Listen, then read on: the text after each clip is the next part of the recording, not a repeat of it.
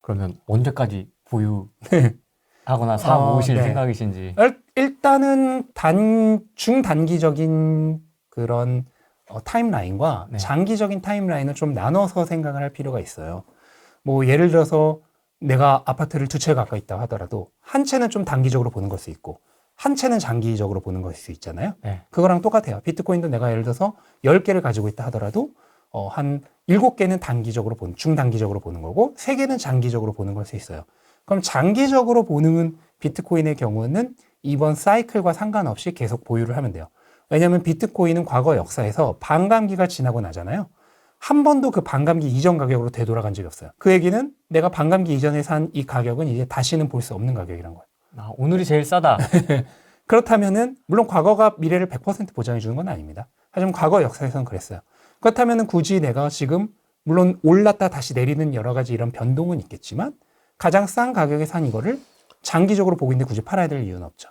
하지만 중단기적으로 보고 있는 그 비트코인의 경우에는 사이클 고점 부근에서 매도를 생각해 볼 수 있죠. 왜냐하면 비트코인은 4년 주기로 상승과 하락이 굉장히 뚜렷하게 나타나는 자산이기 때문에. 파는 사람도 있고 사는 사람도 있고 지금 아직 뭐 사지 않은 사람도 있고 고민하는 사람도 있고 한데 좀 이런 분들에게 좀 조언을 해주신다면.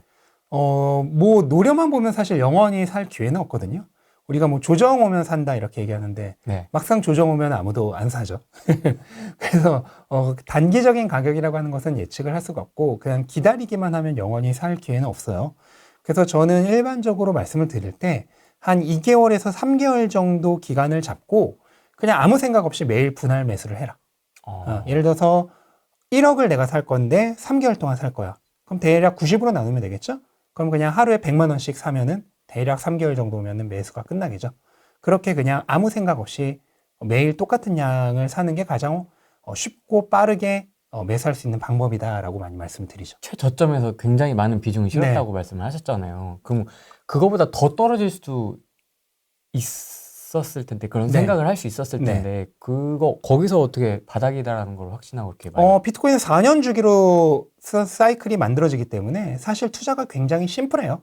그래서 여러 가지 보조 지표들이 있습니다. 그건 저희 책에서도 다 제가 몇 개 중요한 것들을 소개해 드렸는데 그런 보조 지표들을 참고하면서 흐름을 보면은 굉장히 명확하게 바닥 지점과 고점 지점을 어느 정도 높은 확률로 100%는 당연히 못 맞춰요. 여기가 정확히 바닥이다. 여기가 정확히 고점. 이거는 아무도 못 맞추는데 어느 정도 범위 내에서는 그거를 알 수가 있죠. 그러면 지금도 계속 사모으고 계세요? 지금 이 가격에서? 네. 아, 진짜요? 전혀 비싼 가격이 아니고 아직 강세장이 시작하지 않았어요. 아니 이게 차트가 꺾였다가 이렇게 올라갔잖아요. 비트코인에서 이 정도 그 상승한 것은 별로 그렇게 높이 상승한 게 아니에요. 그렇게 큰 차이가 아니기 때문에. 네. 그럼 요새 이제 많은 인터뷰도 하시고 많은 수강생분들, 멤버십 분들 이렇게 만나시면 어떤 질문을 좀 많이 하세요? 뭐 가장 걱정하시는 것은 뭐 어디까지 오를까요? 그것도 참 궁금합니다. 근데 뭐 사실 어디까지 오를지 알면 그건 신이겠죠. 근데 제 생각으로는 지난번 사이클과 비교해서 상승률이 결코 떨어지지 않을 거다라고 예상을 하고 있어요. 지난번 사이클의 경우 바닥에서부터 22배 정도가 올랐었거든요. 22배. 네. 근데 지난 사이클은 좀 그 가격의 펀더멘털이 굉장히 안 좋았어요. 우선 다들 아시겠지만 팬데믹으로 인해서 유동성이 급격하게 풀렸잖아요. 너무 한 번에 제로 금리로 가버리면서 개인 투자자들에 의해 거의 레버리지에 의해서 가격이 상승했던 사이클입니다.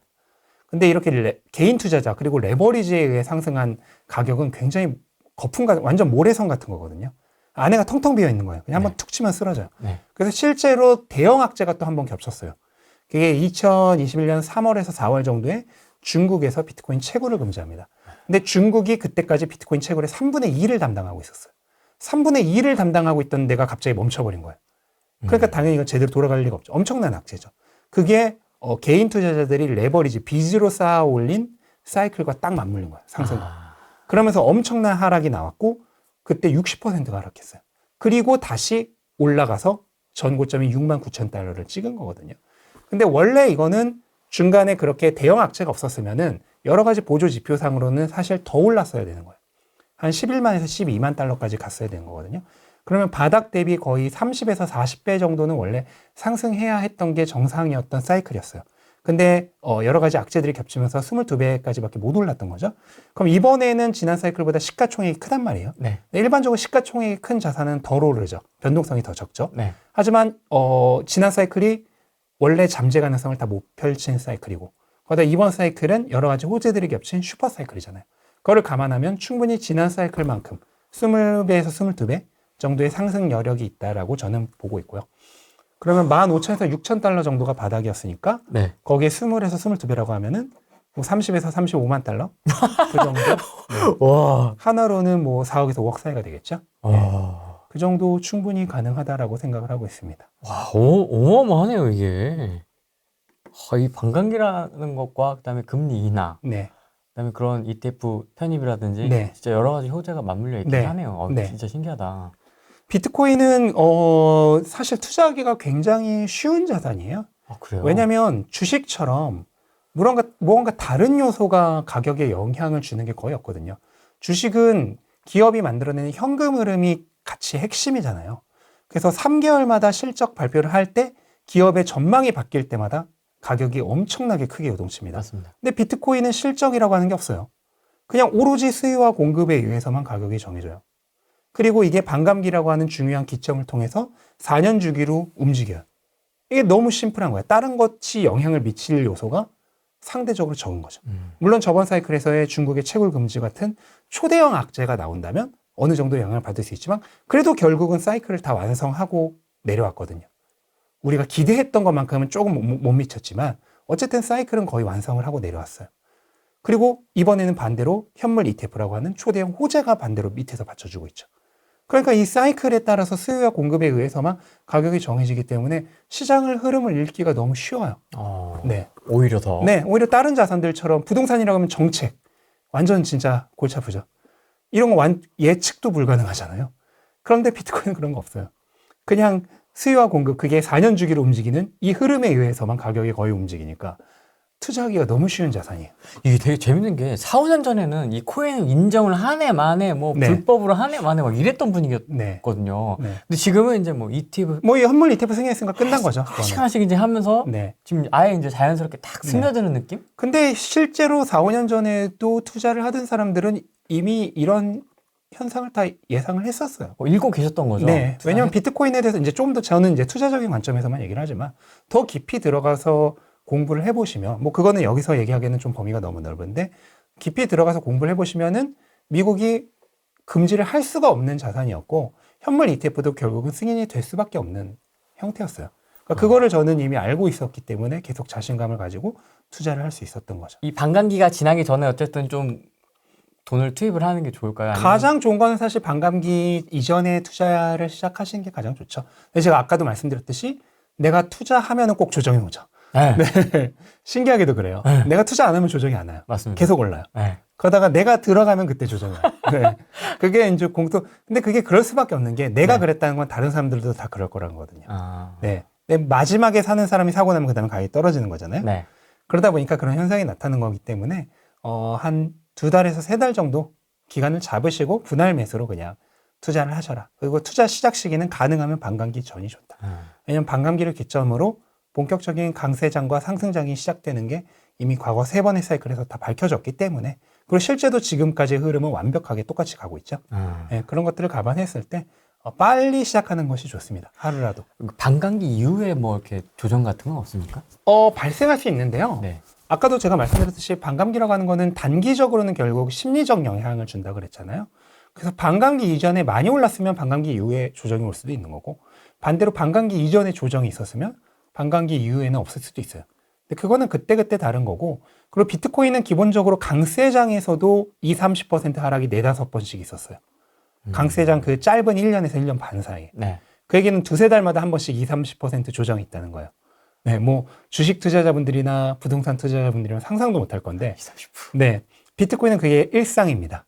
네, 그래서 어떤 분들은 그래요. 반감기를 이렇게 딱 잘라놓고 보면은 그 전후 한 6개월로 보면은 항상 반감기를 전후로 해서 큰 변동성이 있었다. 근데 그건 좀 잘못된 게 반은 맞고 반은 틀린 게 비트코인은 그냥 아무 시기나 한 6개월로 잘라놓고 가운데 선을 그으면요. 네. 전후로 그 정도의 변동성은 그냥 항상 있습니다.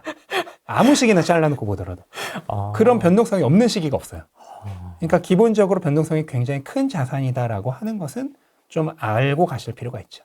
근데 그게 그럴 수밖에 없는 게 시가총액이 어쨌든 이제 막 1조 달러를 넘었고, 그러니까 아직까지는 좀 미성숙하다고 볼 수 있죠. 그리고 나온 지 15년밖에 안 됐어요.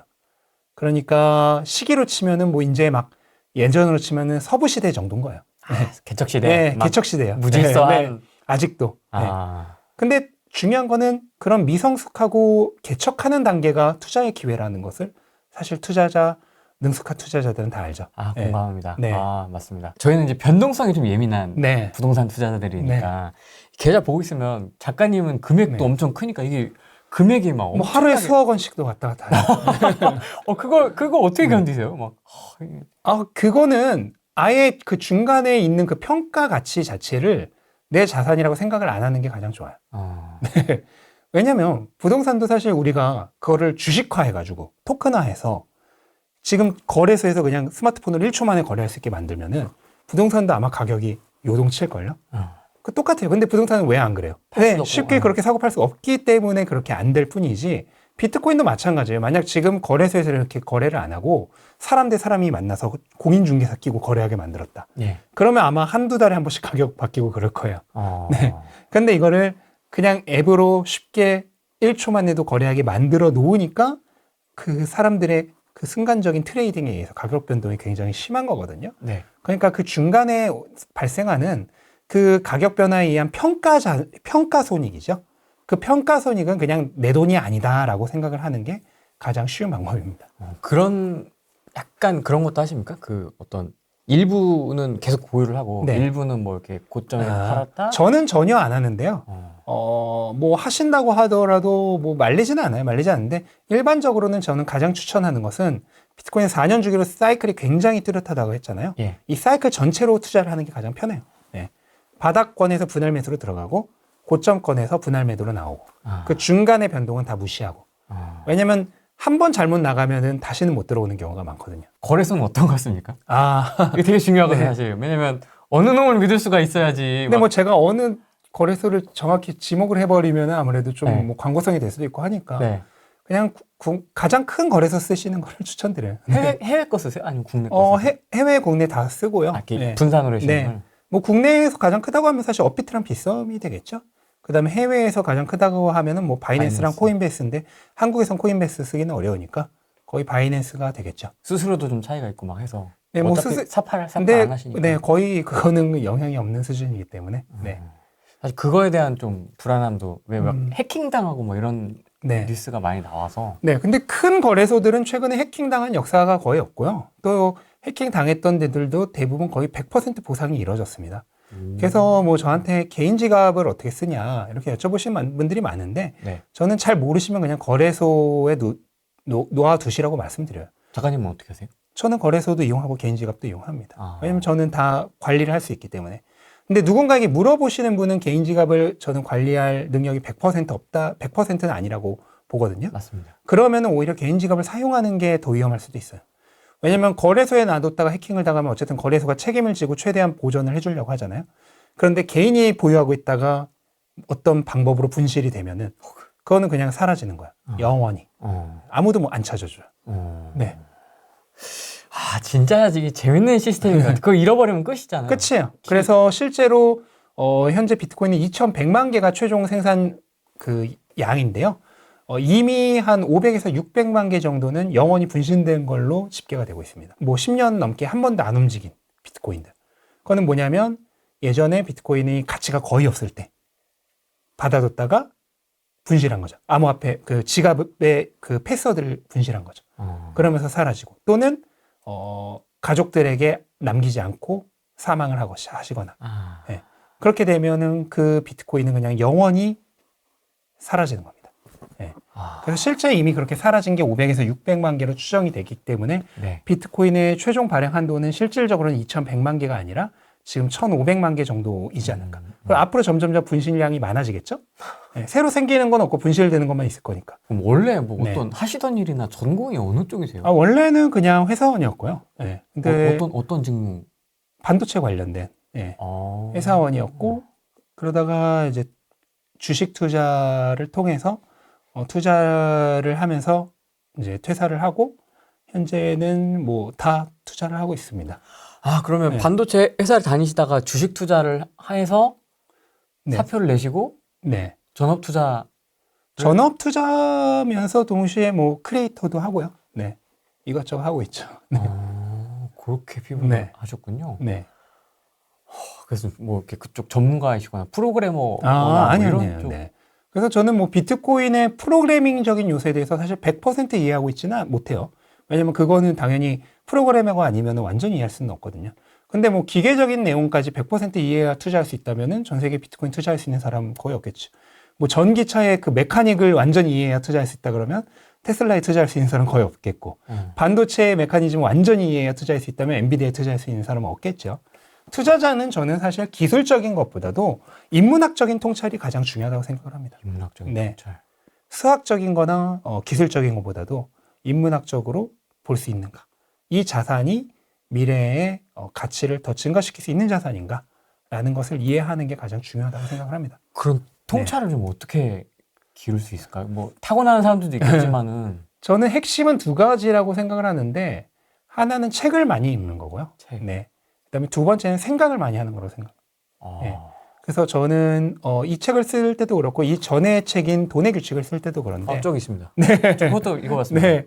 그때 쓸 때도 저는 예를 들어서 하나의 화두를 가지면 그 화두를 뭐 일주일이고 이주일이고 내 안에서 답이 나올 때까지 좀 생각을 하거든요. 그래서 비트코인이라고 하면은 비트코인은 왜 가치가 있고 어떻게 해서 계속해서 가격이 상승할 수 있을까? 이런 것들을 이제 생각을 계속하는 거죠. 왜냐면 외부에서 주는 답은 결국 남의 생각일 뿐이지 내가 낼 수 있는 해답이 아니잖아요. 근데 저는 그거를 일주일이고 이주일이고 삼주일이고 내 안에서 답이 만족할 만한 답이 나올 때까지 계속해서 생각을 해요. 네. 그런 것들 하다 보면은 나름 투자의 길이 보이죠. 나만의 길이죠. 아니, 그러면 책을 볼 때는 어떤 종류의 책을 보세요?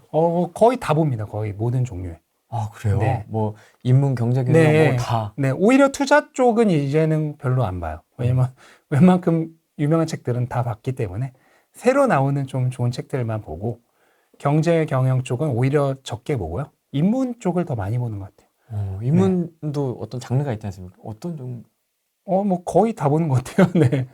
네. 뭐 고전도 있고, 네, 소설도 읽고, 네, 자기계발서도 읽고, 에세이도 읽고, 네. 진짜 안 가리시는구나. 네. 와.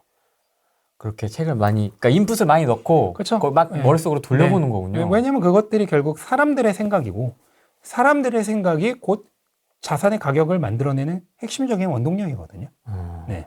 왜냐면 이 부동산 투자자들도 이 투자 아이디어라는 게 있지 않습니까? 네. 아, 요런 포인트에서 사람이 몰릴 것 같다. 그쵸. 뭐 공시가격 1억 이하로 네. 갈 것 같다. 어디로 갈 것 같다. 이런 포인트들을 네. 되게 잘 잡는 분들이 있거든요. 네. 근데 그거를 오직 투자적인 관점으로만 보려고 그러면 오히려 잘 안 읽히고요. 사람들의 생각과 마음을 이해하려는 노력이 더 중요한 것 같아요. 그게 다 읽혀지면은 굳이 뭐 그 투자적인 감각으로 읽으려고 하지 않아도 어느 정도 보이게 되죠. 올해 반감기나 이런 건 얘기를 해주셨으니까 네. 중장기적으로 비트코인의 미래 네. 좀 어떻게 보십니까? 저는 2030년 정도, 그러니까 다음 사이클 정도죠. 네. 다음 사이클 정도가 되었을 때 금에 필적하는 자산이 될 거다라고 생각을 하고 있습니다. 지금 현물 ETF가 미국에서 출시된 이후로 예. 금 현물 ETF에서는 자금이 계속해서 유출되고 있어요. 근데 비트코인 현물 ETF에서는 자금이 계속 유입되고 있거든요. 그 얘기는 뭐냐면 성격이 비슷한 디지털 골드 쪽으로 자금이 넘어오고 있다는 얘기죠. 이 흐름은 저는 추세적으로 지속이 될 거라고 생각을 하고, 금이 ETF가 출시됐을 때 8년 동안 자금이 유입이 됐어요. 그럼 지금부터 8년 동안 유입이 된다 그러면 2030년이 좀 넘겠죠. 그때 동안 저는 비트코인도 마찬가지 흐름으로 유입이 될 거라 생각하고, 실제로 지금 현재로서는 금이 유입됐던 속도의 거의 2배에서 3배 정도 속도로 유입이 되고 있습니다. 그것까지 감안을 한다면 저는 충분히 다음 사이클 정도의 금에 필적하는 자산이 될 거다 라고 하는 것은, 비트코인 시가총액이 현재 1조 3천억 달러고 네. 금의 시가총액이 14조에서 15조 달러 사이니까 10배 이상의 상승 가능성이 다음 사이클까지 있다라고 보고 있는 거죠. 저는 투자를 할 때 어느 하나 자산만 이렇게 하는 것보다 네. 좀 넓게 보는 게 좋은 것 같아요. 그래야지 시야도 더 넓어지고 또 포트폴리오도 다양해지잖아요. 저 역시도 뭐 100% 암호화폐 코인에만 그 투자를 하고 있는 것은 아니고 뭐 주식이라든지 부동산이라든지 여러 가지 포트폴리오들이 있거든요. 그래서 다양하게 보실수록 더 많은 투자의 기회가 있다라고 생각하고 비트코인은 이번 2024년과 2025년까지가 최고의 투자 기회이기 때문에 뭐 처음부터 많은 돈으로 하실 필요 없고요. 소액이라도 좋으니까 그냥 사고의 관점을 넓힌다는 개념으로라도 접근을 한번 해보시는 게 어떨까라고 말씀드리고 싶습니다. 알겠습니다. 각자 지금 상황이 다 다르기 때문에 그쵸. 뭐 지금 갖고 계신 분도 계시고요. 네. 뭐 없는 분도 있고 조금 갖고 있는 분도 있고 뭐 아마 손해 보신 분은 아마 거의 없을 것 같긴 한데 각자 좀 잘 판단하시고 그다음에 영상 하단에 제가 작가님 링크를 넣어놨습니다. 책하고 유튜브 링크 넣어놨으니까 나 그래도 잘 모르겠다. 아리까리하다 그러면 책 한번 읽어보시면 아주 많은 도움이 네. 되지 않을까 싶습니다. 오늘은 여기까지 하겠습니다. 고맙습니다. 감사합니다. 네. 안녕 한번 해주세요. 안녕. 안녕히 계세요. 네.